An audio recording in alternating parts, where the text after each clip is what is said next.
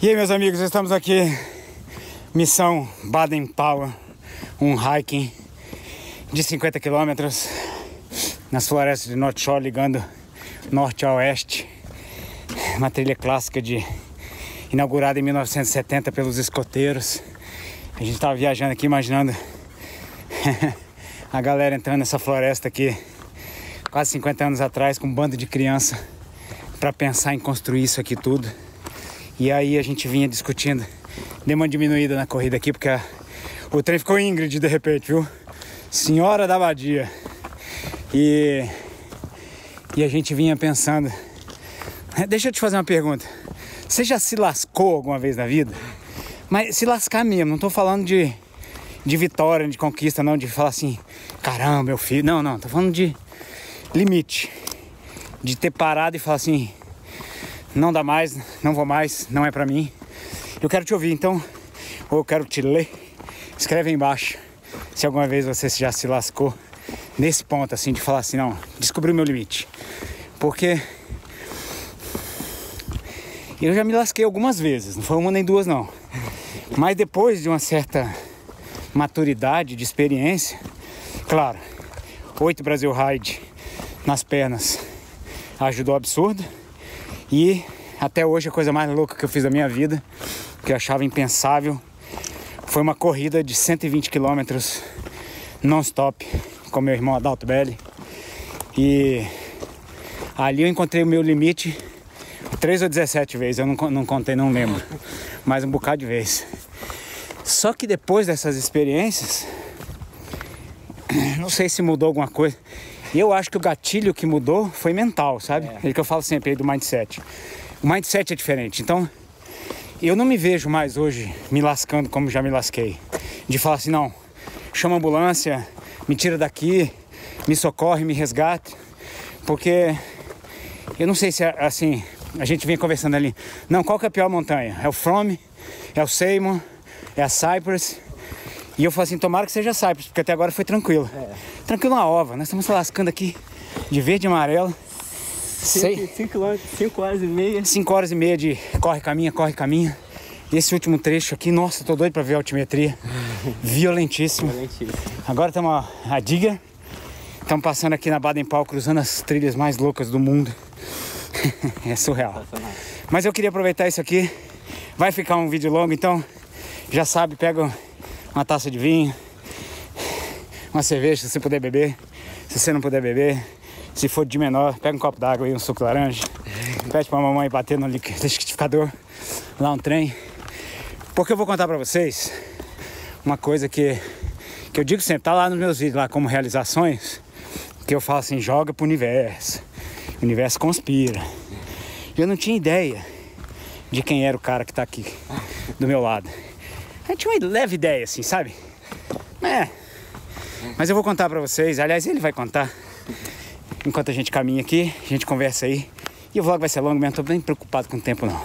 Tô preocupado que eu quero deixar registrada essa história. Porque eu encontrei no mundo um cara como eu, esse cidadão aí. Diego. Tem lastro aí. Como é que começou a história? Cara, a história, ela começa com 3 anos de idade. 3 anos. E eu era uma criança que tinha asma. Asma? É. E aí meus pais, eles, ao invés de cuidar daquela criança como talvez 90% das pessoas fariam, né? Me botou pra fazer natação. Tá. Né? E aí começou uma história aí de mais ou menos uns 10 anos de natação.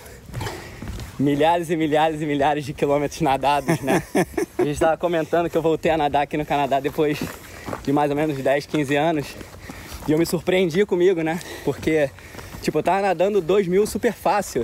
Só que eu lembrava que quando eu era moleque, cara, era 8, 9, 10 mil por dia, né? Então, eu acho que a história ela começa bem lá, né? Só que não só atividade física, já começou com o papel do esporte na tua vida de criança.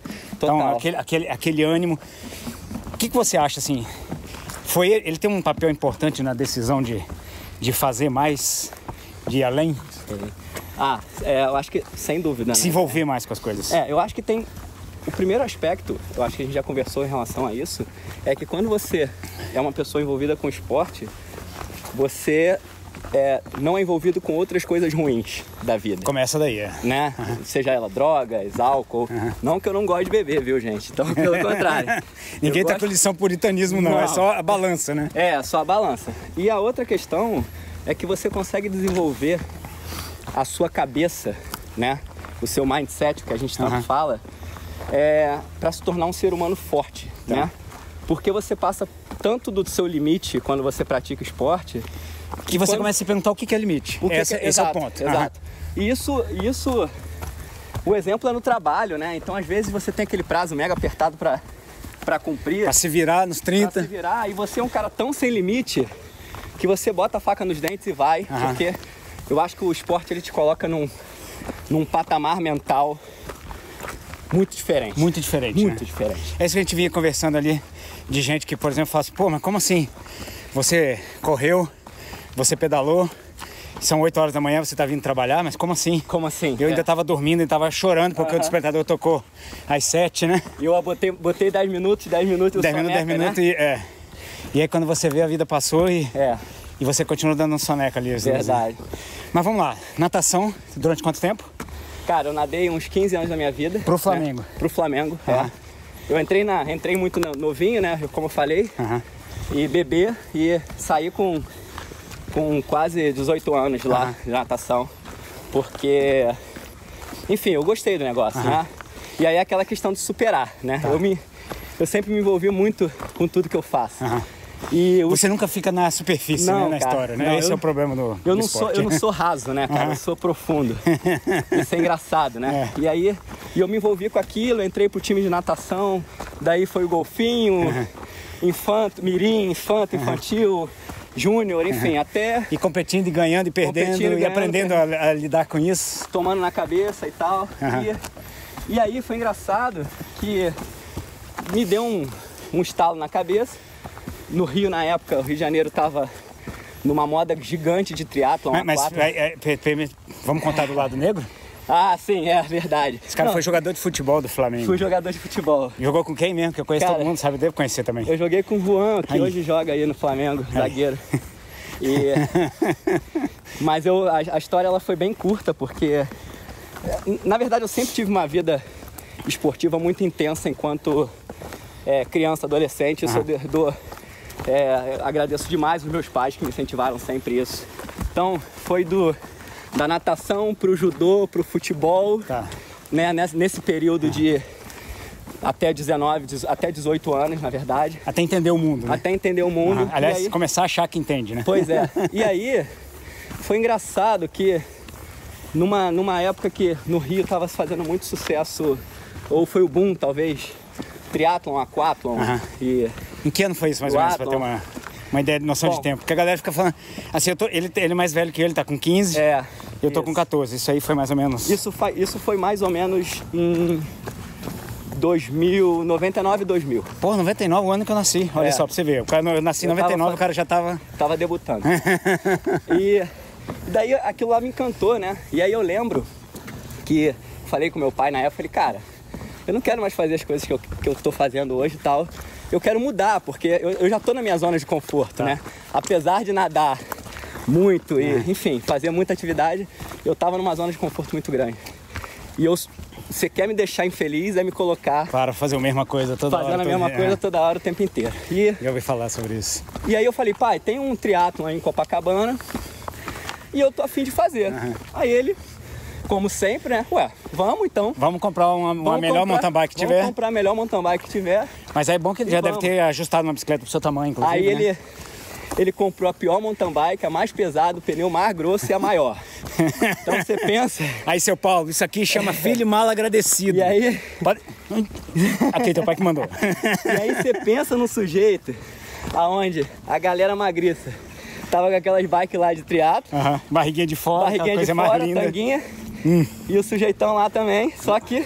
O quadradão da natação. O quadradão da coxinha, né? Coxinha. As pernas finas aqui em cima da larga. E, cara, eu fui fazer essa prova e eu apanhei. Nadou pra caralho. Nadei muito, eu falei com meu irmão, eu saí, sei lá, saí entre os 3, 4 da água, sabe? Porque eu nadava muito. Cara, mas quando eu fui pedalar e fui correr... Pneuzão da mountain bike Puta, no... primeiro que eu 40 libras. Cara, foi surreal, assim. Eu acho que eu nunca tinha sofrido tanto na minha vida. É mesmo? E não rende. Todo mundo passa. Passando. E aí, depois do pedal lá, era um triatlon olímpico, né? Uhum. Então o pedal era 30 km, 35, é isso, né? É, 1540-10, isso, né? 1540-10, exatamente. Cara, eu sofri 40 km. Daí eu fui correr com as pernas... só 10. Com as pernas doces. Frita. Docinha. Sem correr, né? Porque eu não era um corredor, né? Na verdade. Cara, você pensa num trem. Enjambrado. Que no final eu cheguei envergado. Como dizem os amigos lá de Minas também, lateralizado. Lateralizado. Cara, agora a pergunta básica, voltando a falar da história do esporte, do papel do esporte. Vamos dizer que foi uma derrota. Porque você chegou lá... Você chegou lá com uma bagagem esportiva, nadando muito e falando assim, eu me viro para qualquer coisa. E chegou lá, você se deparou com, não diria com uma derrota, mas uma barreira. Sim. Qual foi a sua reação diante da barreira? Acabou a corrida, o que você falou? Você nunca mais faço isso? Não, eu cheguei pro meu pai, aí falei assim, agora a gente vai brincar esse negócio de verdade. A gente vai arrumar a bicicleta aí, mesmo que seja usada com pneu fino igual dos caras. Eu vou começar a correr e aí agora a gente vai fazer um negócio de verdade. E cara, eu fiz... Pau na máquina. Eu fiz 2, 3 anos de triatlon e tal, e fui bem.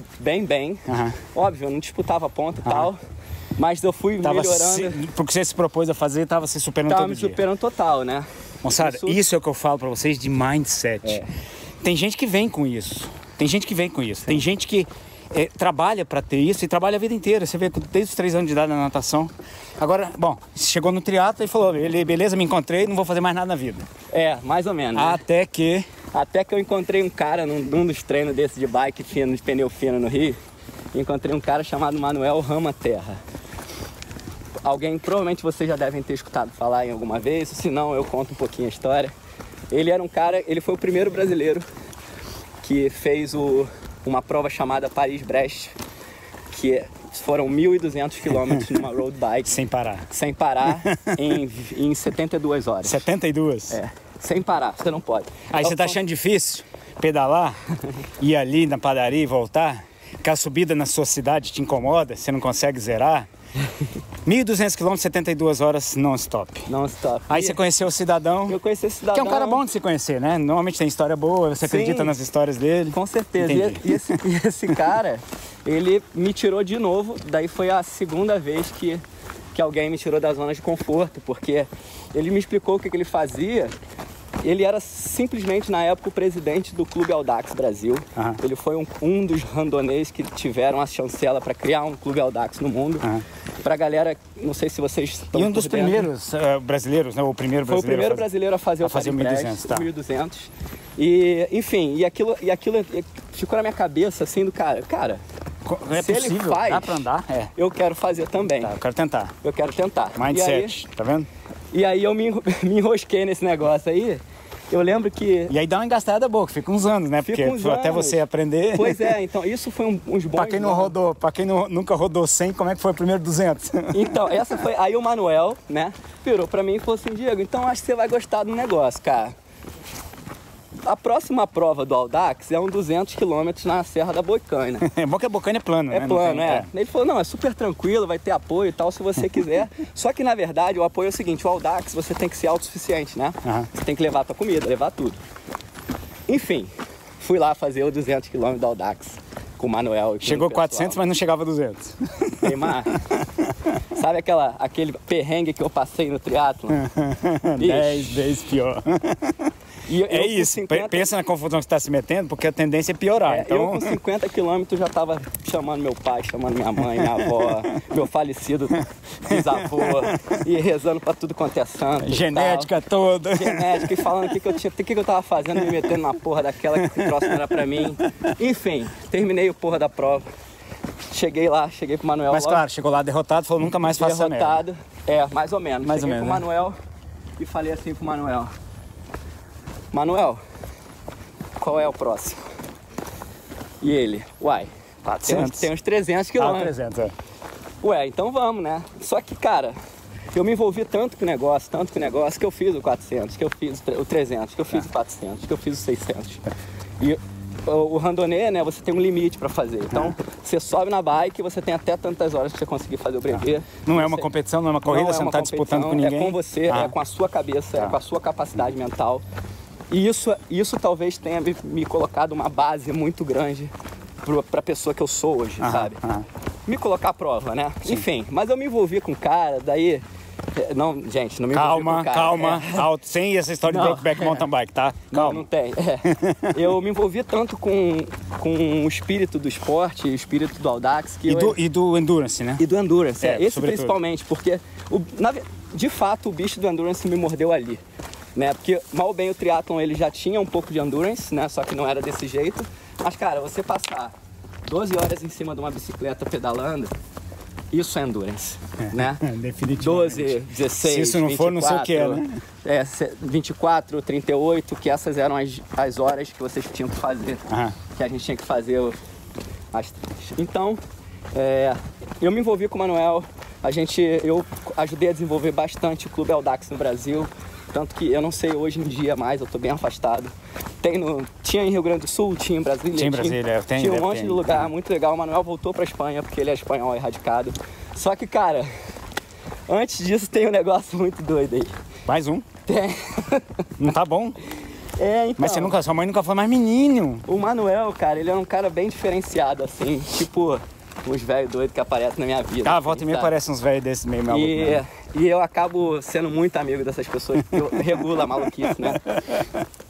E o Manuel, ele me convidou para fazer um primeiro bikepacking, a primeira latada da minha vida. Né? Isso em que ano? Isso em 2000, ele me convidou em 2004 e a gente foi para essa bikepacking em 2005, em abril de 2005. E a bikepacking era Peru, Bolívia e Chile. Peru, Bolívia e Chile de bicicleta, com mochila nas costas, com barraca, tudo, acampando. Autossuficiente. Galera, peraí que agora a coisa ficou meio séria. Sabe como é que é, né? O vlog tá aqui. Eu vou ali, mas eu volto daqui a pouquinho pra contar o Peru, Bolívia e Chile de bicicleta, acampando. Peraí que essa história aí vai... Calma, é rápido. É o tempo de você clicar, se inscrever no canal, compartilhar aí, avisar seus amigos. Que o amigo do velho do Cog é tão doido quanto ele é tão gente boa quanto ele, desculpa, me enganar. E a gente já volta aí pra... Peraí.